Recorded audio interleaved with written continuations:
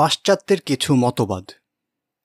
আধুনিককালের সব সমস্যার মূলেই আমাদের আলোচিত এই তিন আকিদা। এর উপর ভিত্তি করে জন্ম নিয়েছে সব পাশ্চাত্য আন্দোলন। উদাহরণস্বরূপ এখানে কয়েকটি আন্দোলনের কথা উল্লেখ করা যেতে পারে: ফেমিনিজম আন্দোলন, ইন্টারফেইথ, মুক্তচিন্তা ইত্যাদি। এসব আন্দোলনের সাথে স্বাধীনতা, সমতা ও উন্নতির পাশ্চাত্য ধারণার সরাসরি মৌলিক সম্পর্ক রয়েছে। এখানে সবকটা নিয়ে বিস্তারিত আলোচনা করার সুযোগ নেই। তাছাড়া প্রায় সব বিষয় নিয়েই পৃথক কাজ হয়েছে, আলহামদুলিল্লাহ। আমি কেবল এখানে প্রতিটি বিষয়ের সাথে পাশ্চাত্য আকিদার যোগসূত্রটা তুলে ধরার চেষ্টা করব, যেন সমস্যার মূল জায়গাটা আমরা চিহ্নিত করতে পারি। ফেমিনিজম বা নারীবাদ। স্বাধীনতা, সমতা ও উন্নতির পাশ্চাত্য ধারণার সাথে নারীবাদী আন্দোলনের সম্পর্কটা সুস্পষ্ট। ফেমিনিস্টদের দাবির প্রতি দৃষ্টিপাত করলেই বিষয়টা পরিষ্কার হয়ে যায়। তাদের প্রতিটি দাবির পেছনেই এই বিশ্বাসগুলো কাজ করে।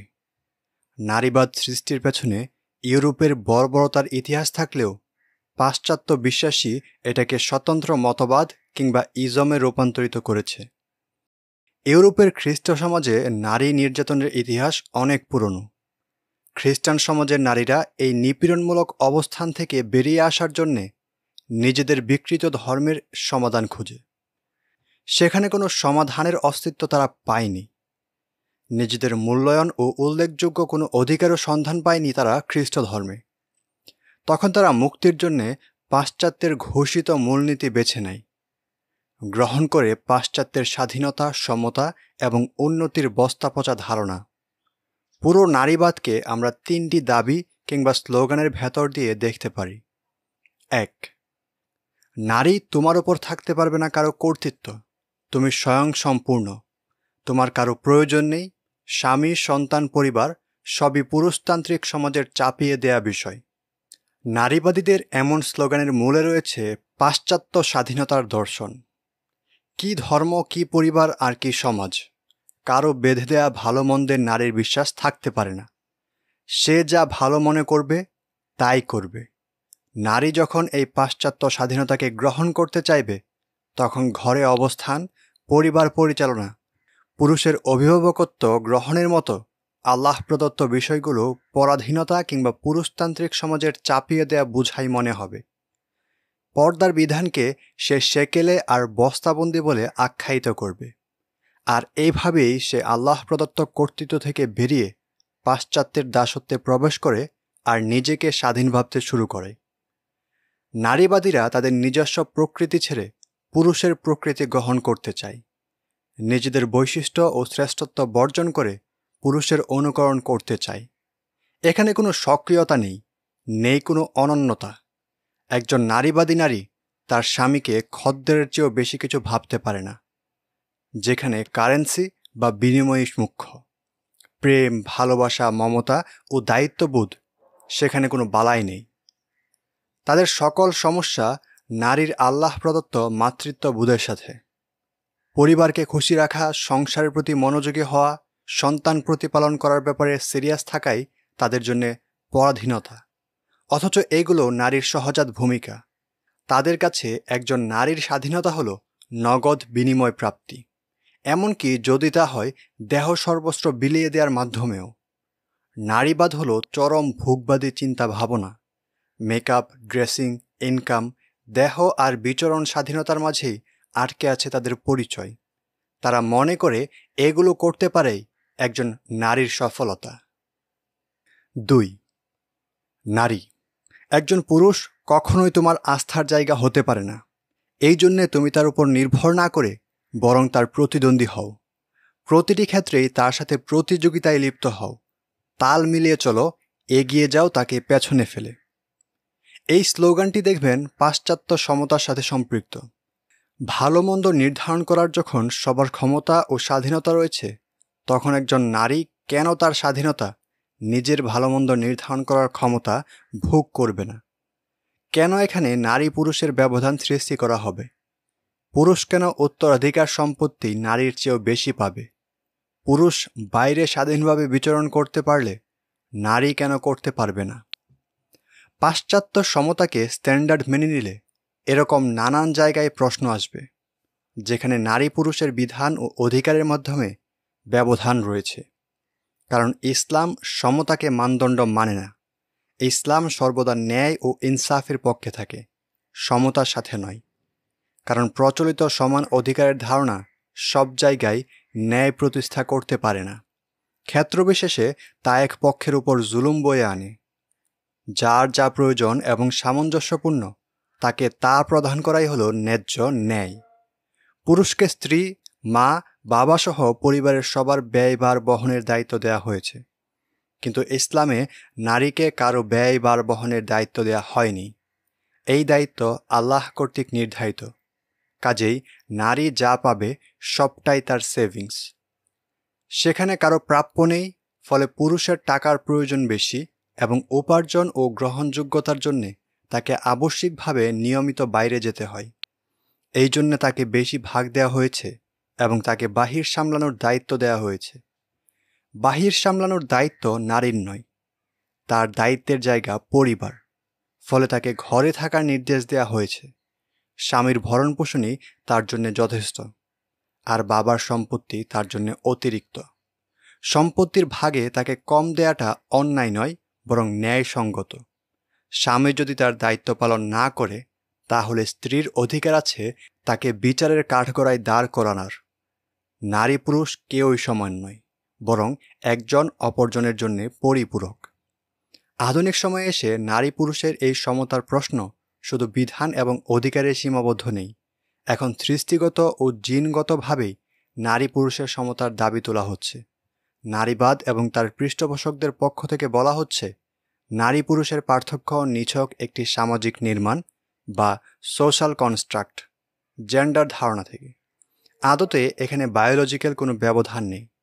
সমাজে প্রচলিত বৈষম্যের ফলেই একজন মেয়ে কোমল, ঘরের কোণে থাকতে পছন্দ করে, মাতৃত্ব ইত্যাদি গুণসম্পন্ন মানবীতে পরিণত হয়, নতুবা সেও ছেলেদের মতো বহিমুখী ও পুরুষালী গুণাবলীর অধিকারী হতো। আরও আশ্চর্যের বিষয় হল, এই মিথের পক্ষে পশ্চিমা রিসার্চ পেপারও পাওয়া যায়। বড় অদ্ভুত তাদের গবেষণা, বড় অদ্ভুত তাদের সমাজবিজ্ঞান। আদতে বর্তমান বিজ্ঞান আর গবেষণার প্রতিষ্ঠানগুলো চলে ক্ষমতা আর মিথ্যাচারের উপর। নারী পুরুষ সমতা প্রমাণের বৈজ্ঞানিক ধাপ্পাবাসটি একটি ছোট নমুনা উল্লেখ করছি। ইদানিং আমরা যে আইকিউ টেস্ট করি, সেই পদ্ধতিতে 1950-এর দশকে ডক্টর ডি ওয়েসলার এর বানানো।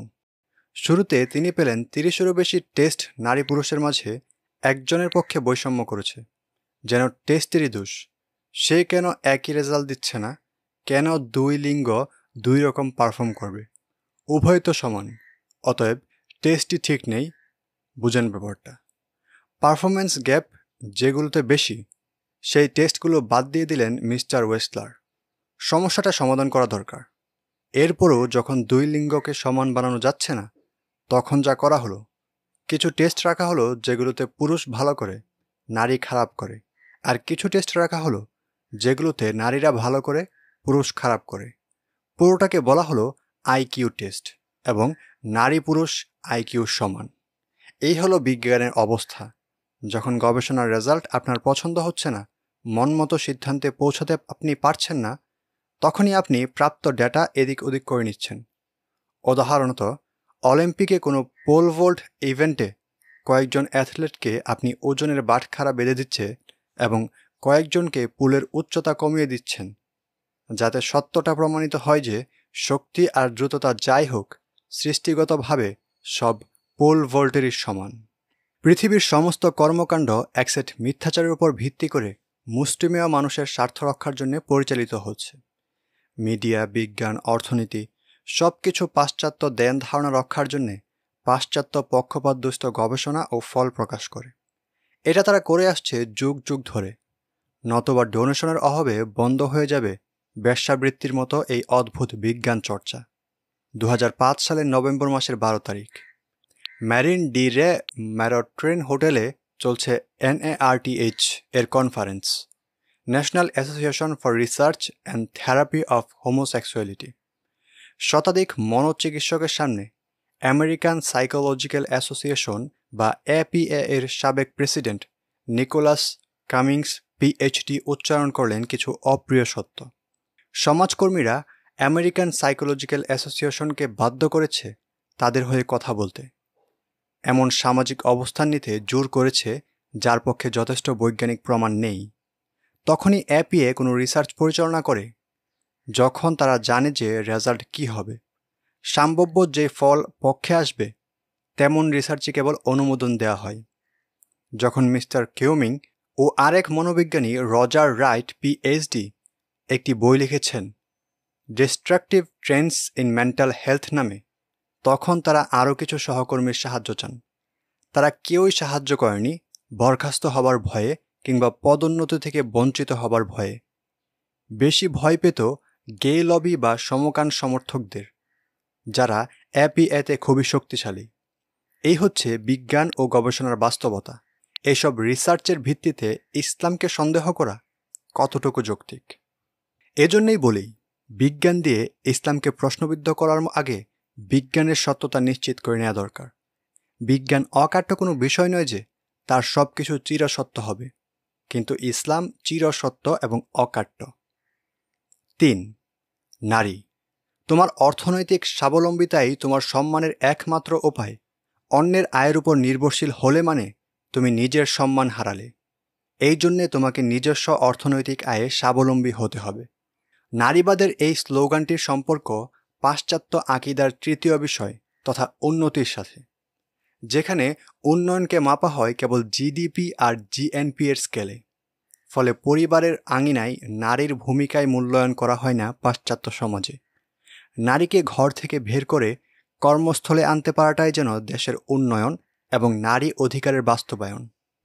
এগুলোতে উন্নয়ন তখনই হবে যখন পাশ্চাত্যের উন্নতিকে বিশ্বাস করা হবে। উন্নতির ইসলামিক স্কেল দিয়ে দেখলে আপনি নারীর সামাজিক ও পারিবারিক অধিকার, তার মাতৃত্বের সংরক্ষণ, পরিবার গোছানো, সন্তান প্রতিপালন এবং শিশুর সুস্থতা ও পূর্ণাঙ্গ মানসিক বিকাশের মাঝেই উন্নতি খুঁজে পাবেন। নারীর কেরিয়ারের সম্পর্ক তার মাতৃত্বের সাথে, মাথাপিছু আয় বাড়ানোর সাথে নয়। মাতৃত্বই নারীর ক্যারিয়ার। এই পুঁজিবাদী বিশ্বে নারীর পারিবারিক ভূমিকার কোনো বাজার মূল্য নেই। নেই পুঁজিবাদী অর্থনীতিতে এর হিসাব। কিন্তু ইসলামে এর কোনো বিকল্প নেই। পুঁজি দিয়ে সমাজ ও পরিবারের প্রতি নারীর এই অবদান ক্রয় করা সম্ভব নয়। বাজার মূল্যর চেয়েও অনেক ঊর্ধ্বের বিষয় এই ভূমিকা, যাকে পরিমাপ করার মতো ভারী কোনো মানদণ্ড নেই পাশ্চাত্য সমাজে। অথচ আল কুরআন ছোট্ট একটি বাক্যে কত সুন্দর মূল্যায়ন করেছে। ইরশাদ হয়েছে, তোমরা একে অন্যের পরিপূরক, একজনের কমতিকে আরেকজন পূরণ করো। এভাবে তৈরি হয় পরিপূর্ণতা। সূরা বাকারা আয়াত 187। আপনি যদি পাশ্চাত্যের মাপকাঠিতে শ্রেষ্ঠ নারী খুঁজেন, তাহলে খাদিজা, আয়েশা, ফাতেমা রাদিয়াল্লাহু আনহুমাদের মতো উম্মার আদর্শ মেয়ে, স্ত্রী ও মায়েদের শ্রেষ্ঠ হিসেবে আবিষ্কার করবেন না। তাদেরকে আপনার কাছে সেকেলে বস্তাবন্দি, অসহায়, ব্যর্থ মনে হবে। অথচ এই পৃথিবীতে তারাই সবচেয়ে মর্যাদা সম্পন্ন নারী। একজন নারী যতই মমতাময়ী ও সাংসারিক হোক, আদর্শের চরিত্রে গুণে যতই উন্নত হোক, পাশ্চাত্যের মানদণ্ডে সে ব্যর্থ নারী, যদি না সে টাকা কামাই করেছে। কাজে কর্মে আত্মবিশ্বাসী একজন সফল গৃহিণীও এই মানদণ্ডে ব্যর্থ ও অসফল। এখানে ক্যারিয়ারই সব কিছু। এই জন্যে দেহ বিক্রি করা, হাজারো পুরুষের সাথে ডলাডলি করে যেসব নারী কথিত ক্যারিয়ার গড়ছে, নারীবাদীদের দৃষ্টিতে তারাই সফল, তারাই ফেমিনিস্টদের আইডল। তাদের মতে অর্থই নির্ধারণ করবে নারীর মূল্যায়ন। ফেমিনিজমের মোকাবেলায় পাশ্চাত্যের এই বিশ্বাসগুলোতে আঘাত করার পাশাপাশি আমাদের ইসলাম প্রদত্ত নারী অধিকার সমাজে বাস্তবায়ন করার প্রতি গুরুত্ব দিতে হবে। এই জায়গাতে আমাদের চরম পর্যায়ের অবহেলা রয়েছে। দুঃখজনক হলেও সত্য যে পার্শ্ববর্তী শিরকি সমাজের প্রভাবে এবং ইসলাম পূর্ণাঙ্গ প্রতিষ্ঠিত না থাকার কারণে যুগ যুগ ধরে আমাদের সমাজে নারীদের সাথে এমন কিছু বিষয় জুড়ে দেওয়া হয়েছে যা ইসলামে অনুমোদিত নয়। অথচ সাধারণ মুসলিমরা এগুলো ইসলামী নির্দেশনা বলে বিশ্বাস করে আসছে, যেমন মোহর আদায়ের গড়িমসি করা, সম্পদের মিরাস এবং পারিবারিক অধিকার যথাযথরূপে আদায় না করা। আমরা যখন পশ্চিমা নারীবাদের বিরুদ্ধে কথা বলবো, তখন ইসলাম প্রদত্ত নারীর অধিকারসমূহ বাস্তবায়নের প্রতি গুরুত্ব না দেওয়ার এক প্রকার ভণ্ডামি।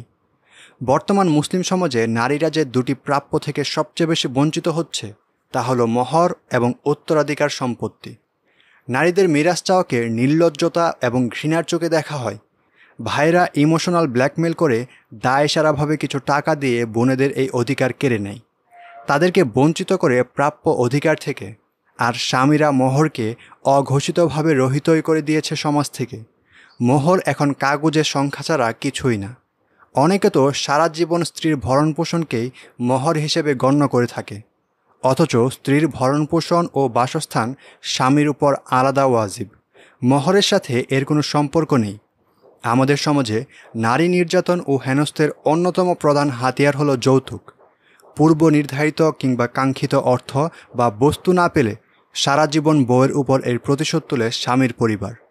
যৌতুকের জের ধরে বহু নারী অকালে ঝরে পড়ে।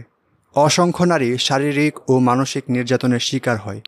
আবার অনেকে সারা জীবন হজম করে নানান রকম খোঁটা ও কটু কথা। নারীর উপর এই যৌতুকের বোঝা ইসলাম চাপিয়ে দেয়নি, দিয়েছে হিন্দু প্রভাবিত সমাজ। ইসলামে যৌতুকের অর্থ সম্পূর্ণ হারাম।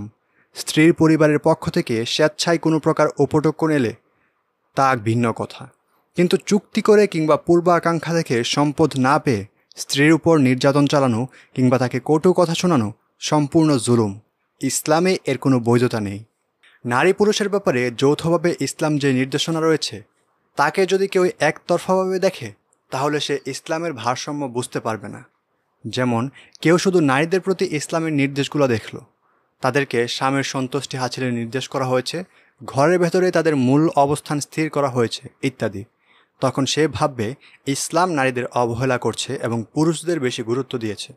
আবার কেউ পুরুষদের প্রতি ইসলামের নির্দেশনাগুলো দেখলে, পুরুষদের চারিত্রিক সার্টিফিকেট বউয়ের হাতে, নারীর ভরণপোষণ, আবাসন, ঘরোয়া কাজসহ সব ধরনের অর্থনৈতিক দায়দার পুরুষদের কাঁধে, তখন সে মনে করবে ইসলাম পুরুষদের উপর জুলুম করেছে।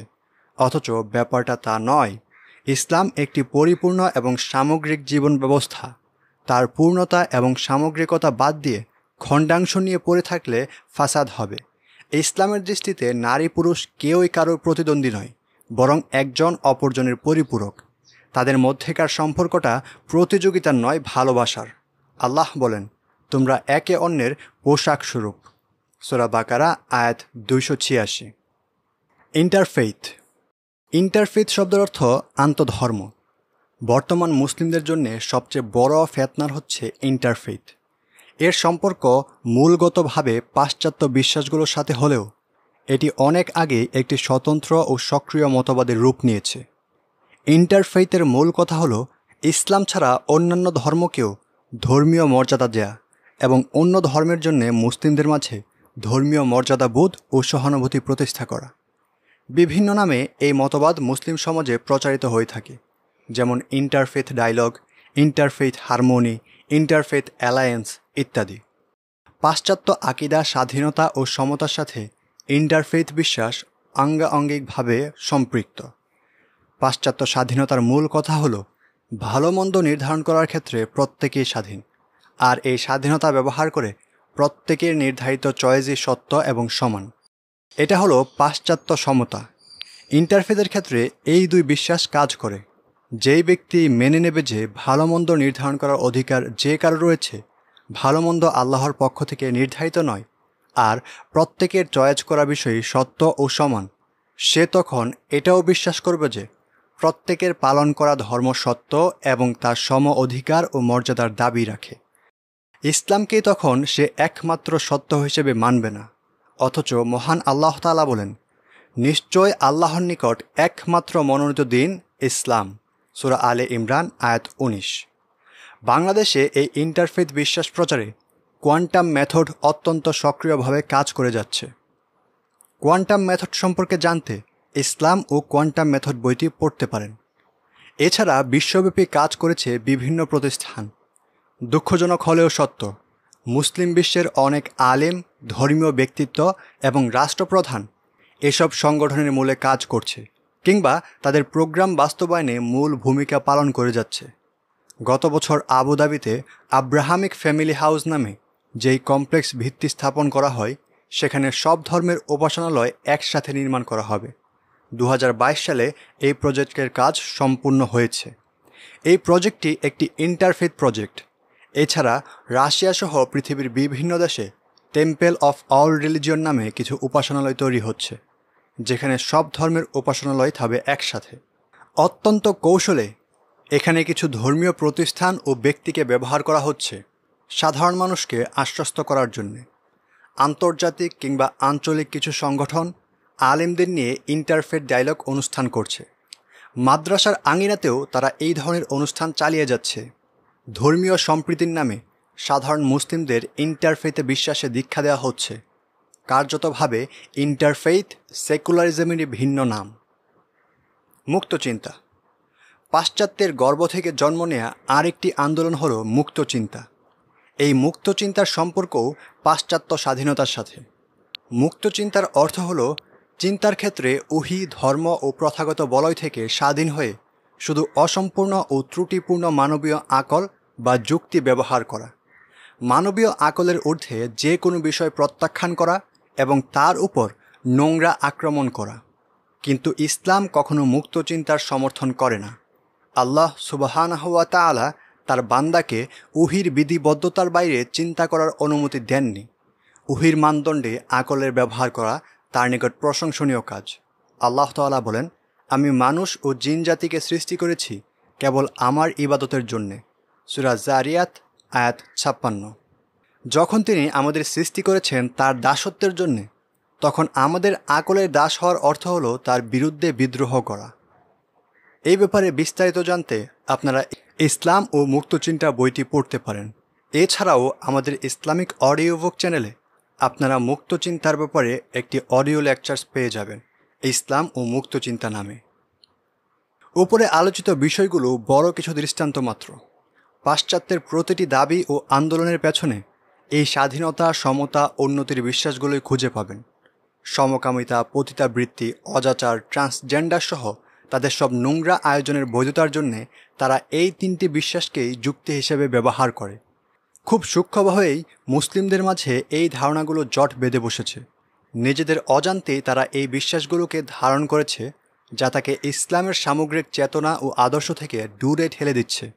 অনেক ক্ষেত্রে তাকে বের করে দিচ্ছে ইসলামের গণ্ডি থেকে। পাশ্চাত্য স্বাধীনতা অস্বীকার করে আল্লাহর আবদিয়াতকে, পাশ্চাত্য সমতা প্রত্যাখ্যান করে ইসলামের ন্যায্যতাকে, পাশ্চাত্য উন্নতির ধারণা ছুঁড়ে ফেলে দেয় তাকওয়ার মানদণ্ডকে। আমাদের মুক্তি স্বাধীনতায় নয়, আবদিয়াতে, আল্লাহর দাসত্বে। আমাদের প্রাপ্তি সমতা নয়, ন্যায্যতা। আমাদের উন্নতি পুঁজিতে নয়, তাকওয়াতে। يا ربي يا ربي إني أسألك